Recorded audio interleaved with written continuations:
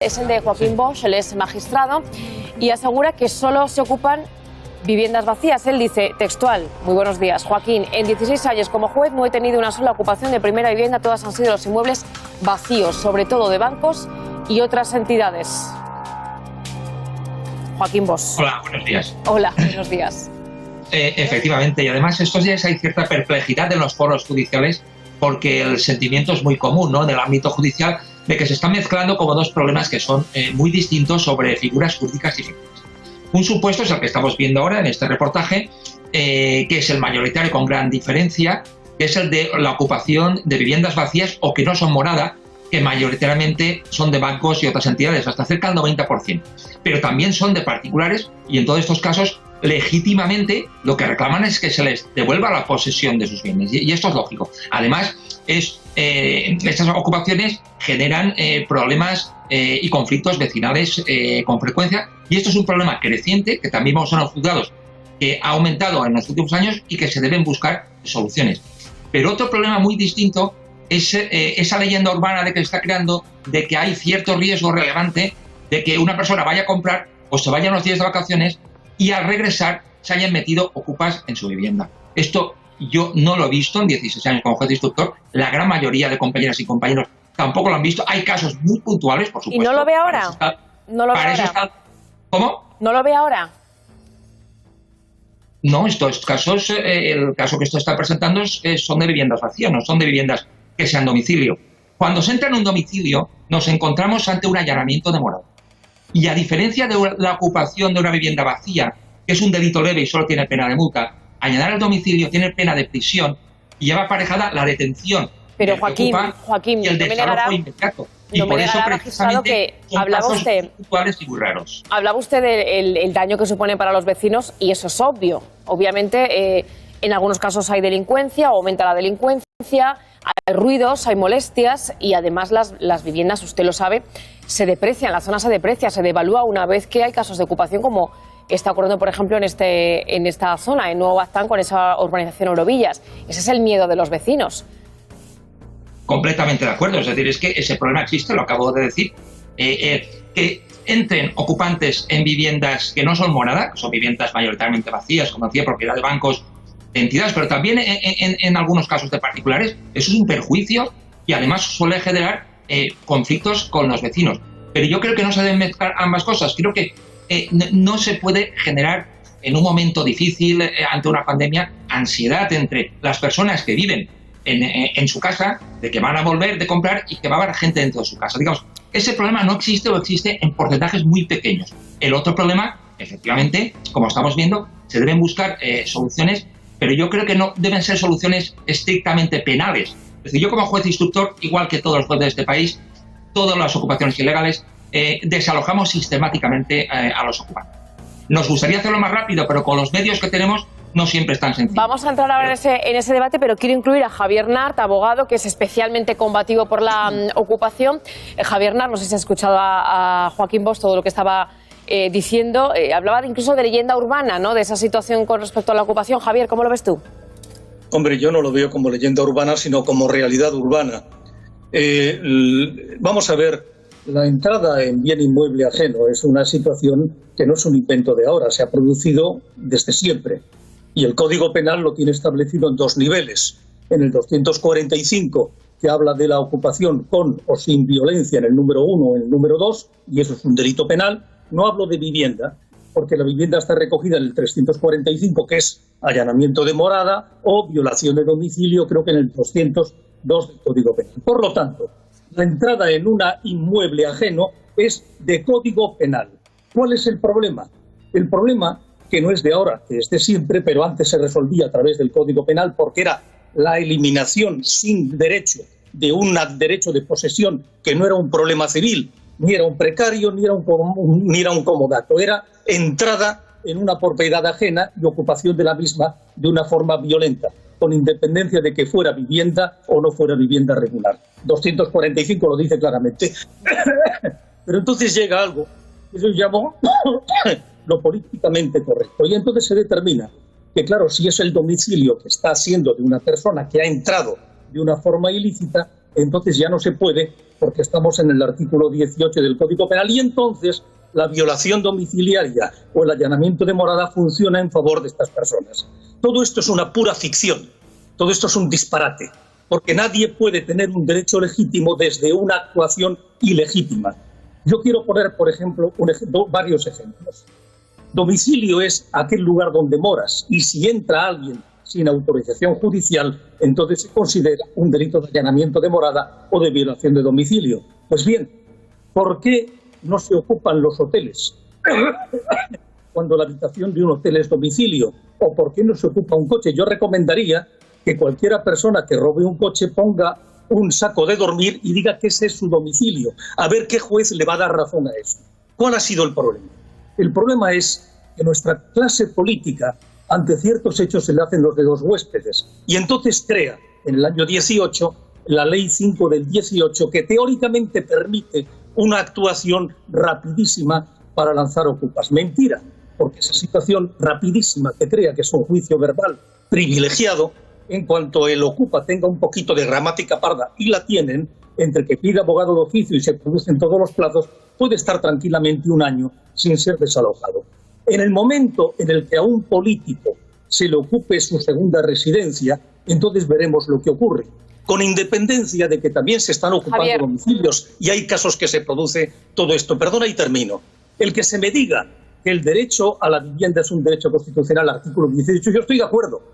Pero en el momento en el que rompes la legalidad, en ese momento podrías incluso aplicar la eximente de estado de necesidad del artículo 20 del Código Penal, con lo cual diferenciarías los mafiosos que entran y que sostendrían el Código Penal en plena penalidad y aquellos que lo hacen por necesidad, que tendrían una situación de exención de responsabilidad. Lo que no puede hacer el Estado es expulsar su responsabilidad, que es dar vivienda, y que la cubra la ciudadanía con un agravante. Esa ciudadanía que la cubre son gente que generalmente son trabajadores, porque los egregios políticos y las personas que tienen dinero pagan seguros que valen, seguros de seguridad de vivienda, que valen 70 euros al mes. A ver quién lo paga. Y esta es la realidad. Todo lo demás es metafísica, jurídico-política, y te diría algo más, la pijería de lo políticamente correcto. Joaquín, ¿qué respuesta nos da el magistrado? Y tenemos aquí a Bárbara Arroyo, que también quiere decir algo. Sí, estoy bastante de acuerdo con el análisis de Javier Nac, en el sentido de que la ocupación de viviendas vacías, sean de bancos, de personas jurídicas, de particulares, ha crecido en nuestro país y necesita de respuestas institucionales. Los poderes del Estado no pueden pretender que ese problema del derecho a la vivienda sea resuelto por los particulares o por los propietarios. Hay que buscar soluciones institucionales. Ahora bien, remarco que no confundamos el hecho de la ocupación de viviendas que no son morada con las de morada, que tienen instrumentos de desalojo rápido, y se puede ver en las bases de datos judiciales, en las sentencias, que son muy pocas, pero que son de resolución rápida. Ahora bien, yo creo que un apunte es muy importante. No olvidemos que esto debe resolverse con medidas penales, pero no solo con medidas penales, porque así no se va a solucionar. Lo estamos viendo en los juzgados. Desalojamos ocupantes con un delito de usurpación y luego se meten en otras viviendas. Hay que resolver también el problema social de fondo. Lo dice Cáritas en sus informes. Hay un creciente deterioro de la situación de la vivienda para mucha gente en nuestro país. Sí, pero eso... Estamos a la cola europea en viviendas sociales y alquileres sociales. Hay 14.000 denuncias al año por ocupaciones ilegales. Pero en el último año también se desalojó por no pagar la hipoteca a 54.000 personas, y a 100.000 fueron desalojadas por no poder pagar el alquiler. Por tanto, Bárbara. Si a esta gente le damos una solución, será más difícil que puedan estar ocupando ilegalmente vivienda. Pero perdón, vamos a la historia verdadera. En este momento hay bandas organizadas que ocupan viviendas y las traspasan vendiéndolas a una persona. O incluso el truco del almendruco, que consiste en autocontratarte diciendo que te ha contratado un señor en un bar y apareces con un papelito según el cual es un contrato de alquiler perfectamente ficticio. El hecho de decir que el problema es fundamentalmente de ocupación de viviendas no es de la vivienda directa, que es el delito que he dicho antes, pero es que la ocupación de bien inmueble también es un delito y se están produciendo situaciones que son esperpénticas, como es, por ejemplo, la ocupación de un taller mecánico, porque no entras, se mete dentro y que te desalojen. ¡Caramba! Tenemos el artículo 245 del Código Penal que está castrado porque se ha creado una ficción, que es el derecho a la vivienda de quien está alterando directamente la legalidad. Y repito, Si esa persona tiene una necesidad social como el que necesita medicinas o alimento, tiene un eximente que es el artículo 20. Lo que no tiene es el derecho a estar durante un año, año y pico, hasta que se produce el desalojo de alguien que con su trabajo tiene una segunda vivienda, tiene un lugar de veraneo y además con un agravante, que te desvalijan absolutamente todo lo que hay dentro. Vamos a ver, en el momento, repito, que los ilustres personajes de este país, alguno de ellos le ocupen la vivienda, que no pasará porque tienen protección, o se produzca un hecho violento que terminará por estallar, porque en último término la legalidad no es una ficción, la legalidad es la paz social. Y cuando la paz social no responda, eso de la justicia por su mano es la consecuencia de que la justicia no tiene mano. Yo, por 50 años de abogacía, te puedes imaginar lo que respeto al derecho y a los magistrados. Javier. Pero es que los magistrados estáis castrados por una legalidad que os impide actuar con razonabilidad. La culpa no es vuestra, la culpa es de los legisladores, de los políticos, como siempre. Ahí queda, Bárbara. ¿Querías comentar algo también? Sí, quería comentar con Joaquín, más allá de debates jurídico-políticos metafísicos que no le dan ninguna respuesta al espectador preocupado por este problema, yo quería saber, Joaquín, has hablado de dos situaciones, la usurpación y el allanamiento de morada, dos situaciones absolutamente diferentes porque depende de si la casa está habitada o el local está habitado o no lo está.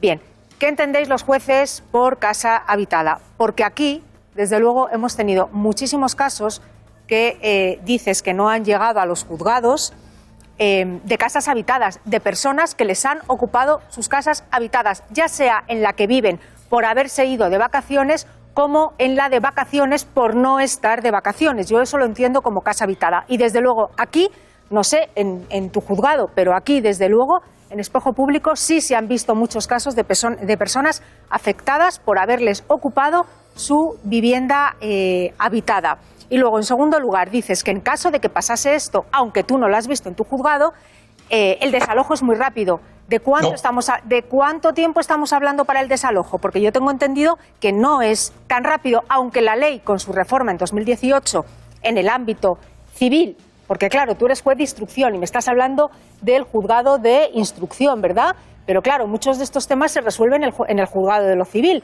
porque los inquilinos lo que hacen es meter una demanda de desahucio en la vía civil. Por tanto, de la vía civil tampoco sabes cuántos casos llegan de casas habitadas. Entonces, vamos a dar respuestas, pero vamos a dar respuestas objetivas más allá de lo políticamente correcto, es decir, del problema real que hay en España. Vamos a ver, mis respuestas son plenamente objetivas, porque yo no me baso en rumores o en comentarios, sino en los datos oficiales, en las sentencias que se dictan. Sobre la cuestión de que si sé de lo civil, yo no solo soy juez de instrucción, soy juez de primera instancia. Y por tanto también me llegan los... Y por tanto veo cuáles son los números. No tenemos prácticamente sentencias en nuestro país de allanamientos de morada en que gente entra y quita la vivienda a quien está residiendo. Pues a lo mejor ese es el problema, a lo mejor ese es el problema con el que nos encontramos cuando tenemos que hablar de esto, que no hay sentencias por allanamiento de morada y sin embargo sí hay ocupaciones de primeras viviendas. A lo mejor ese es el problema, que tendría que haber más sentencias por allanamiento de morada. Bárbara, Joaquín, perdón un momento, es que justo estáis comentando eso y no son rumores, son hechos. En estos 2 meses que llevamos de verano hemos contado varios casos, hubo uno que llamó mucho la atención, lo contamos aquí en directo porque vivimos prácticamente el proceso completo y es el caso de Paola, una mujer a la que le quitaron su casa, cuando fue a trabajar. Javier Narda, además, estuvo pendiente también de ese caso con nosotros, recuperó su piso, pero los ocupas se lo dejaron destrozado. Vamos a recordarlo. Es un caso que vimos aquí punto por punto. Por cierto, agradecer a esos pintores que se pusieron en contacto con Paola a través de Espejo Público para pintarle el piso que, como vimos, especialmente la cocina, estaba totalmente destrozada. Javier, decíamos, tú conociste este caso concreto porque te indignó, nos llamaste y dijiste, bueno, indignante este caso de Paola. Y en este caso, magistrado Joaquín, sí que era la primera vivienda de esta chica, que además que tiene una niña muy pequeñita de 2 años y ella está pagando su hipoteca y durante 15 días, bastante tiempo estuvo viviendo en casas de amigos porque tenía su vivienda ocupada. Bueno, yo no conozco las particularidades de este caso, pero me parece perfectamente posible que haya ocupaciones de primera o de segunda residencia. Para eso está en el Código Penal el delito de morada. La cuestión es si este caso es comparable a los casos de viviendas vacías en los que durante meses y a veces durante más de un año los particulares no pueden recuperar su posesión.